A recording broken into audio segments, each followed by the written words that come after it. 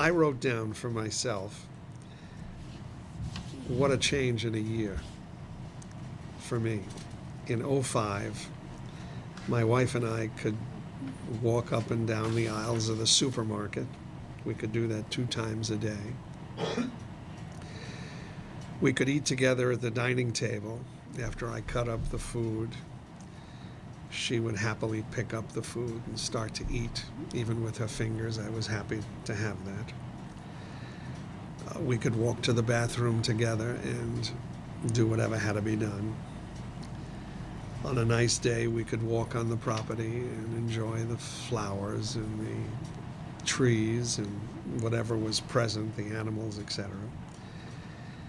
And during the summer, the pool was excellent for her, where she would walk down the steps, and I'm still amazed at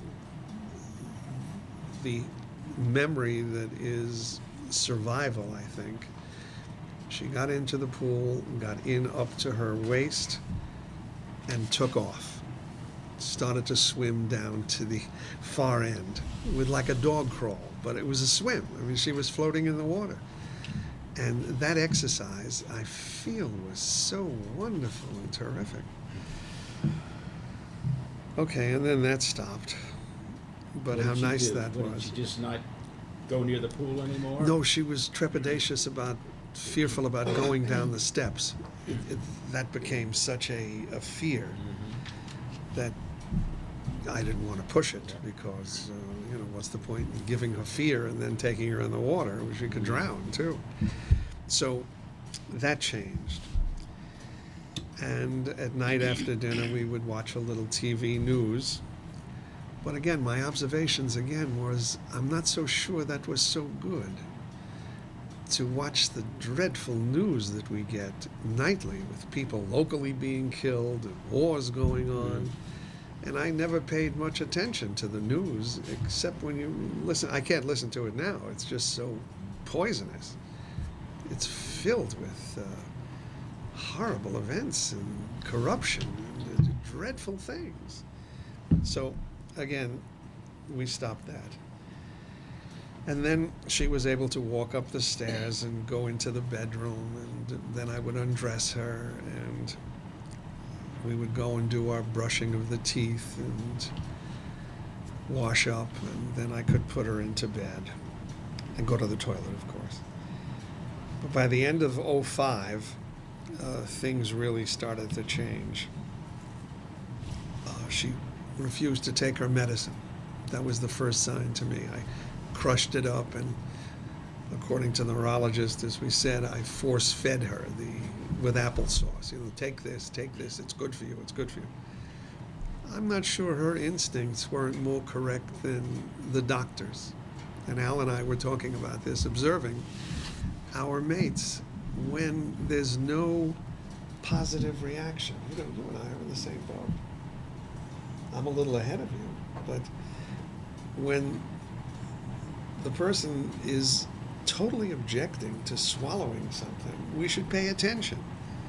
Now, my wife's been off medication for about 3 months now, and she's happy, and she's... Did she have any other problems like high blood pressure in the life? No, she had no... she was healthier than me. I have a high cholesterol, hers was fine. Yeah. I have a little high blood pressure, hers was fine. Her heart is terrific. So she took no other medication then? I gave her vitamins, I gave her multivitamins, I gave her vitamin E, whatever there was to give, I gave her. Plus, I used her as an experiment to see if homeopathic medication would do something. Nothing. From where I was able to arrive at some kind of sensibility about giving somebody something that might help with dementia, but never worked. So she stopped taking her medicines here at the home, and that's really, she's a little clearer to me.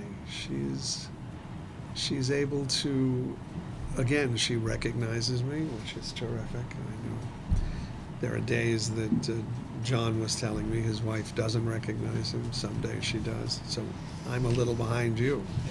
I was your wife, but one day I went down there at coffee time. Helen wasn't talking to me that day. Oh, goodness. And I started to spend a little time with your wife. She was sitting in her bedroom, in a chair, and I talked to her. I could see she was very uncomfortable. I said, "Are you in pain?" And she kind of mumbled the word yes. I said, "Do you want the nurse?" And she almost said the word nurse. Good. I went out to Barbara, who was on duty, and I said to her, "I'm going to do something. I think she needs some help. She seems to be in pain." She said, "She's still sitting up?" I said, "Yeah." She said, "Oh, she's supposed to be put on the toilet and then put to bed." She said, she said, "I'll get the nurse right on it." Right. So, I still you know, have to remind you. You're absolutely right. but To she toilet. was able to communicate to me the fact that Nice. by the look on her face, she was in pain. And then when I said the words nurse, she kind of repeated it. Good. Well, that's nice to Yeah. hear. Thank you, John. That's terrific. You know, it's just one of those things, you have to be in the right place at the right time. Exactly, I exactly. wish my wife would say something like that once in a while. Well, you see how we hold on to such Yeah. little things These to little be things. to be thankful for just a little reaction and a little bit of sense that there's a person in there still. I'm Howie Staben. My wife maybe has Alzheimer's, but she certainly has dementia. So I'm not really sure which it is, but I really think it doesn't matter. I've been her caregiver in that role, that is. I've been her husband for 60 years now. June 6th will be our 60th anniversary. That's not too far off. But I've been her caregiver since she became ill. And there's a lot to learn on that road of taking care of somebody that you love so much.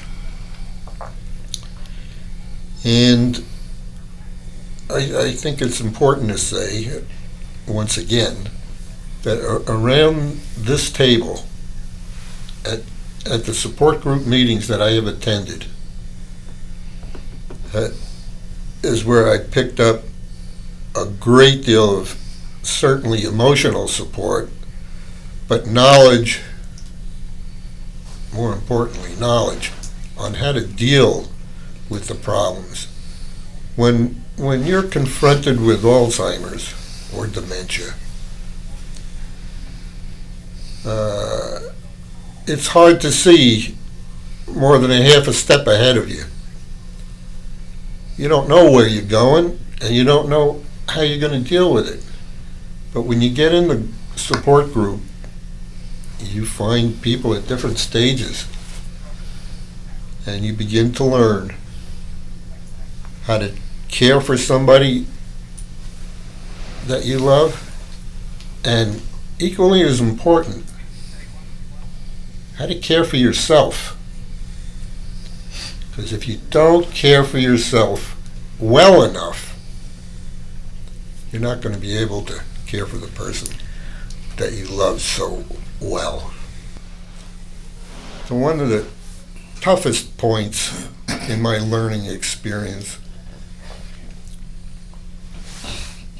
when you come face to face with incontinence. That's no miracle problem. Mothers do it all the time with babies.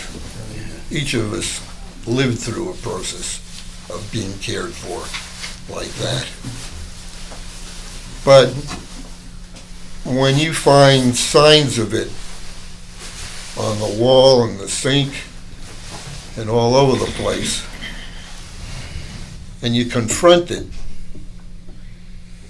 and my response, again for me, was normal. Oh my God, what is that? What are you doing? You know. And Nell responded, I'm doing the best I can. Can't do more than that. And I learned a bigger lesson. Never to get angry. Never to get angry because they understand the tone of your voice and it upsets them and only makes the process worse.